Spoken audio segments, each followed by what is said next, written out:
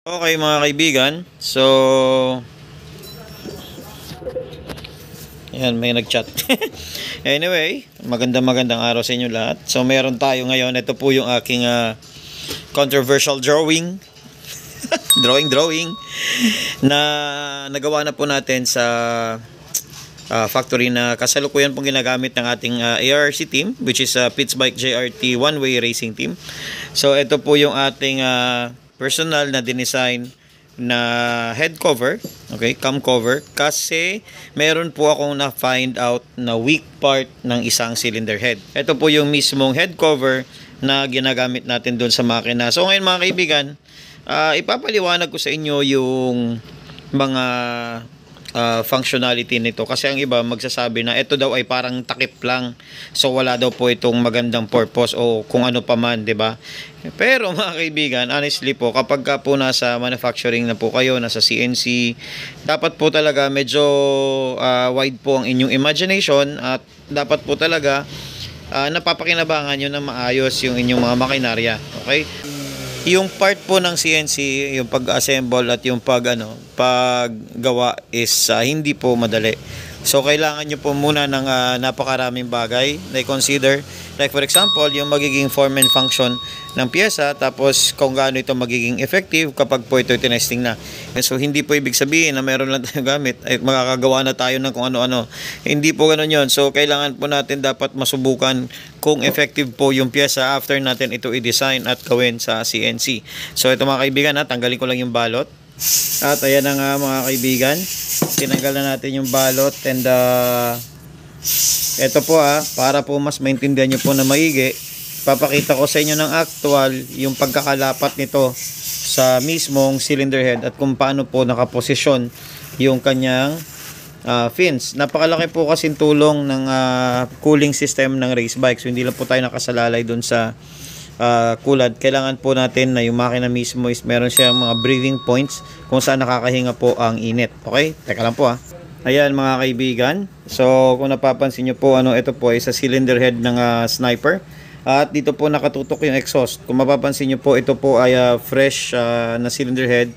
At sa kasalukuyan pong dadaan po ito sa proseso ng ating pagpuport para po mapalabas natin yung maximum performance ng unit. Ito po yung naka Pitts Bike Diamond na mga valves. Ayan po. Anyway, ayan mga kaibigan. So ito po yung part na front. Ito po yung nakaharap. Okay? So ito po facing the front tire. Okay? So ito po naman yung ating cover. Kung mapapansin nyo ay ipo-position po siya na ganito. Yan. Okay. So marami magtatanong, cover lang yan. So anong pakinabang yan? Okay. Ito na mga kaibigan Ang fins natin ay nakaharap po dito sa may bandang harap.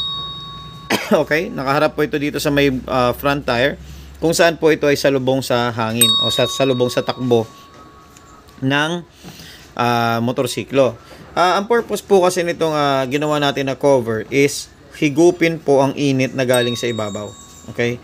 So pag nahigop niya po yung init, dahil aluminum naman siya, hinihigop niya po yun. Higupin niya at pagdating po dito sa punto na to ay magse-separate po siya dito sa mga fins na to. Okay? So, ibig sabihin kasi nun mga kaibigan, ang harapan po ng makina ay malamig. Etong part na to. Kasi ito po ay salubong sa hangin. So, ang init po lahat ay nandito. Okay? Tandaan nyo mga kaibigan yan So, ngayon, lahat po ng init na yan is naghahanap po yan ng area kung saan malamig at doon po tatawid yung init. Papunta po parati doon ang init.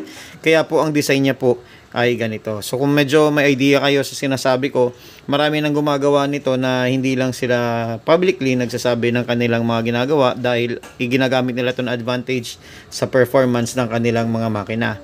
Okay, pangalawa, bukod po sa fins, dalawa kasi yung pinaka pinaka function. Maliban na doon sa belay ito at matibay yung ating aluminum, yung pangalawa pong dahilan is eto. So meron po tayo ditong additional support na dalawa dahil po kung kung nangangarera po kayo, meron po kayong may encounter diyan na nababasag po itong poste na to. So sa mga nagre-racing, ito po nagka-crack to madalas. Okay? So yung kaibigan ko nga nadali nito, which is wala talagang choice. Kapag po medyo malakas yung makina, bumibigay. Pero ang totoo po doon, pwede natin siyang suportahan. Dahil po yung original po nito, yung stock po nito ay wala pong ganitong support. Okay, kaliwat kanan.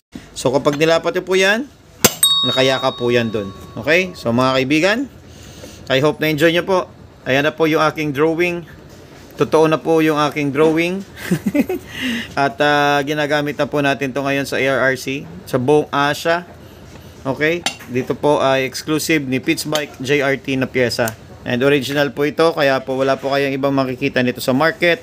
Kami lang po ang meron. So kung may kokopya man po nito, mahuhuli nyo kaagad. Dahil sa mga post pa lang ako, kami na po nauna. In short, ako po yung nauna. Okay, so God bless mga kaibigan. This is Grease Monk. Magandang araw po sa inyo lahat. Real talk lang po tayo. God bless po and peace.